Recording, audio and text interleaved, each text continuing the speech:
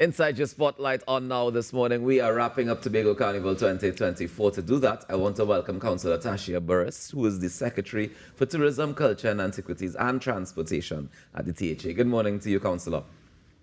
Good morning, and good morning to the TTT family and everybody who's tuned in this morning. Let me first of all say thank you very much for waking up early this morning because I know you had a hectic weekend filled with lots and Yeah. lots of activities. So thank you very much for joining us this morning. Um, Give me a brief description from your perspective how the weekend went. Well, my voice is almost gone, so I think that tells you just how much fun we had. And I don't think I was exposed to as much fun as everybody that I saw participating. From Monarchs of Mass Friday night, which was an explosion of creativity, to steel pan and powder, rhythm steel and powder, and night mass, to the culmination of the festivities yesterday. Tobago just simply opened our arms and welcomed each of our visitors. Juve, oh gosh, how I could forget Juve. Thousands of revelers in the street, Juve morning, Saturday morning. It has just been an amazing 72 hours, basically. Nice, and I love that for you. I wanted to just jump back before the 72 hours started. We mentioned last time we spoke that we were going down to pay tribute to some of the people who would have definitely put Tobago on the map and had a lasting impact. One of those people we were able to see photos and videos all over the internet with Calypso Rose, Yeah. receiving her Mhm. honors, receiving the street naming. Tell me what the reception was like and what that ceremony and all that extravagance was like. It was quite surreal to sit and watch royalty personified. Calypso Rose is near and dear to the heart of every Tobagonian. And not just her, but all of the icons that we honored. The late Winston Bailey, his son Shalon, who is almost a spitting image of his father. When he entered the function, Calypso Rose, I think she just looked as if she saw a ghost. Hmm. To Bertel Sinclair, Alan Richards, James A. Bigart, so many Tobago icons who we felt that it was necessary for us to say thank you to your contributions. Thank you for shaping the fabric of Tobago society.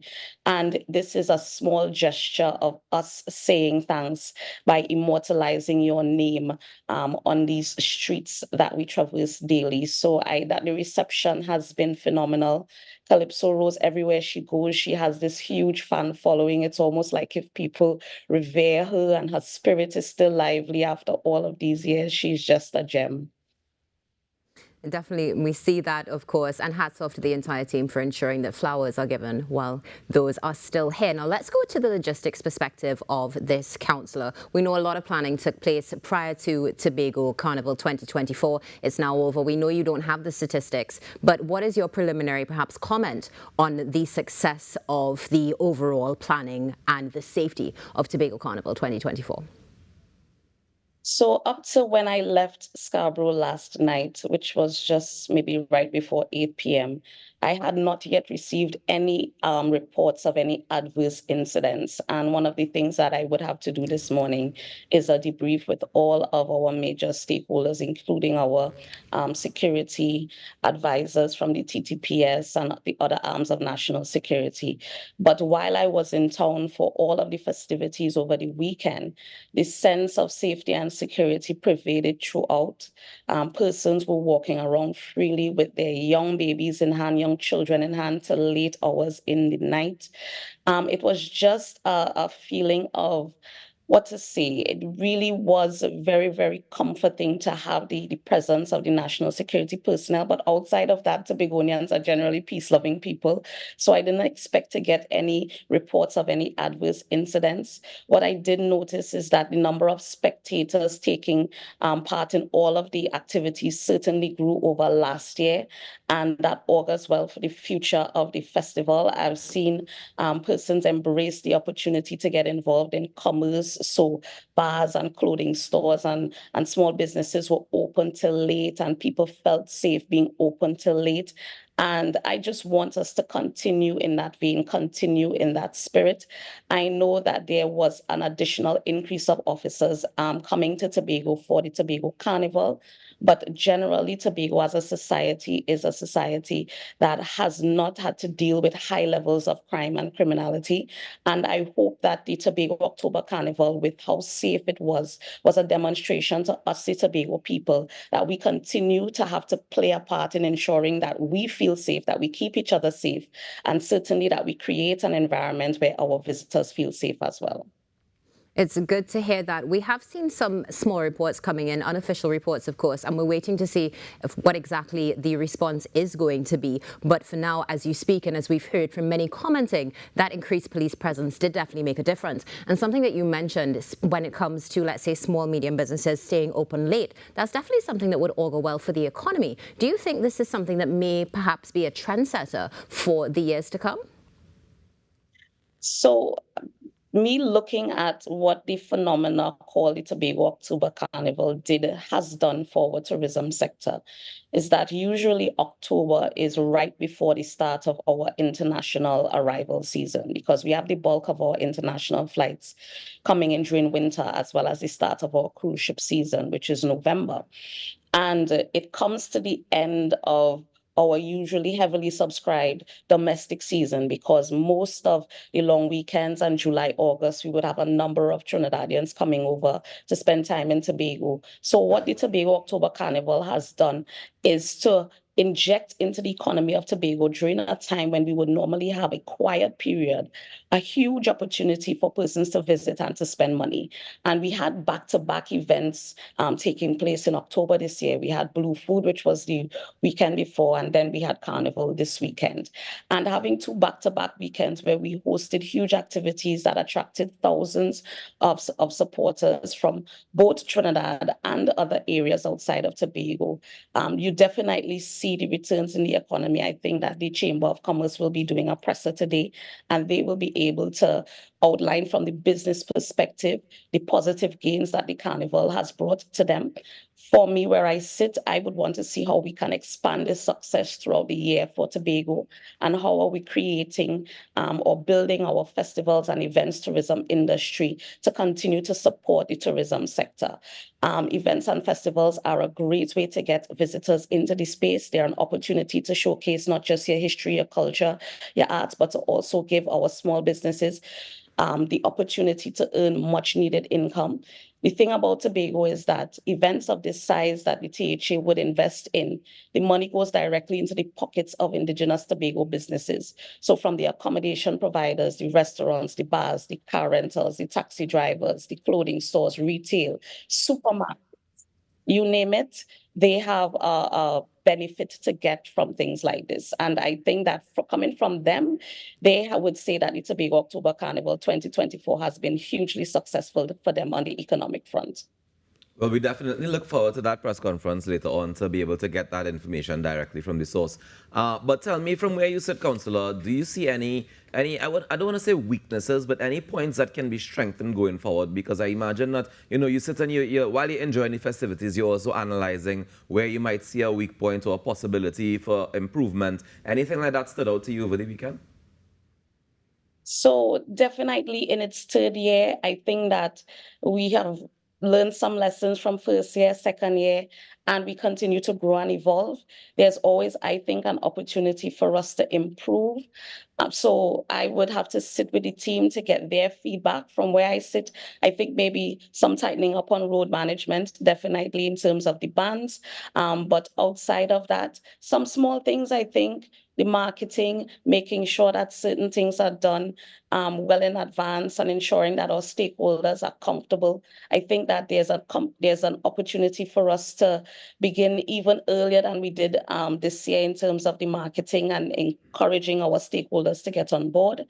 But all in all, I have to commend the efforts of those who have put a lot of sweat and sleepless nights into this exercise. I think they will be very proud of what we were able to produce over the last 3 days. As they should be. But when it comes to something like transportation, we're talking the air bridge, the sea bridge, were you comfortable with the accommodations that were made? So I am a former employee of the Port Authority, and the one thing that the port is able to do is to move the kind of volumes And the port really stepped up and really helped us in moving the volumes of traffic to Tobago via the ferries. Caribbean Airlines, I know they have tried their best, they have done their best. I know better can be done, and maybe with some advanced planning and for them putting on some flights earlier to allow our international passengers in particular to be able to book in advance, because persons from Trinidad could afford to maybe try standby or 2, 3 days before they can take a plane and come over, and there's no huge fallout. But someone who's coming from another destination, whether regionally or internationally, we need a little bit more time to plan. So for us, I think that we would need to have those flights put on earlier. I see that they did try to take up a lot of the traffic via the air bridge, those who went to the airport. I did get some reports about standbys and things like that. But I do have to also commend Caribbean Airlines because they were also a sponsor of the Tobago October Carnival. But for me, just in future, for them to put on those additional flights earlier so that our international visitors in particular will get the opportunity to book in advance and come and enjoy the festivities. Now, one of the things, Councillor, that we've heard a lot when it comes to Tobago Carnival is, of course, the preparation, particularly. And here, one of your recommendations would be for some sort of advanced planning when it comes to the airbridge and so much more. Would you say that if perhaps there is some more, let's say, using your word, planning, prior to Tobago Carnival, we could perhaps see this be even better than it is right now? And what would you say should perhaps take precedent in that pre-planning stage? Well, listen, the Caribbean Airlines I know falls under central government, under the Ministry of Finance in particular. And we have been, since we came into office 2 years ago, lobbying for the return to our domestic flight schedule that existed before COVID. And now that we have the Tobago October Carnival, we have continued every year to make a business case for these additional airlift to the destination of Tobago. And it's hard to market something that people cannot get access to. We have put a lot of money, we've made a lot of investments in marketing Tobago as a destination on a whole. And we are seeing increased appetite for persons to come to Tobago to enjoy the island outside of even a carnival. So we would definitely have to sit down with Caribbean Islands very, very, very early, like literally next week, we're hoping, so that we can come to a place where they understand that as much as they're expanding their footprint into the Caribbean and servicing other destinations, that Tobago, they have an obligation to service Tobago. They have an obligation to service Tobago during October Carnival and throughout the rest of the year to ensure connectivity so that our efforts on the marketing side don't go to waste. We remain open to any suggestions as to how the THA can help. If it means leasing other planes to assist, if it means helping with marketing, if it means other types of arrangements to get more direct airlift. But we are always open to these conversations. And we would want to be able to say to the public in general that Caribbean Airlines, as a partner of the THA, is doing all that it can to support the efforts of the tourism sector in Tobago.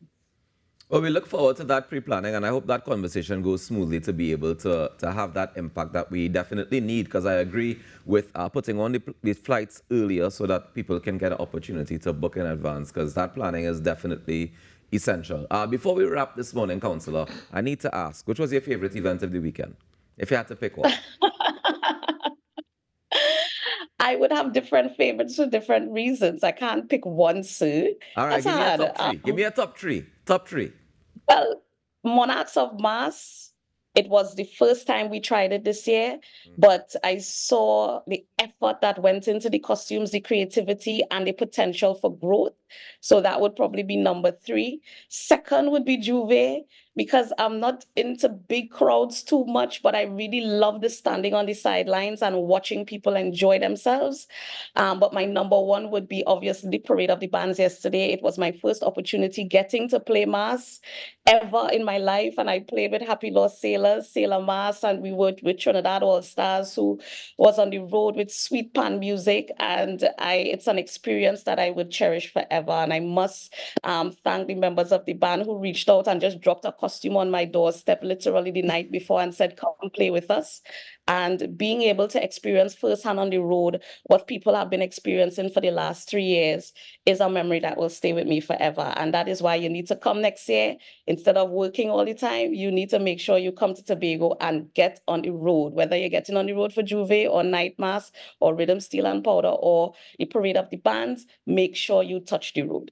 Yes, yes, ma'am. I was able to touch the road the first year with the pan and powder, but I will take your advice, and I hope Please. that nobody have to come and bring a costume for you. Will register next time so that you'll be Oh getting boy, costume in yes, advance. I will have to do that in advance. All right, that's what we're talking about. So we'll make that deal, and I'll see you on the road next year.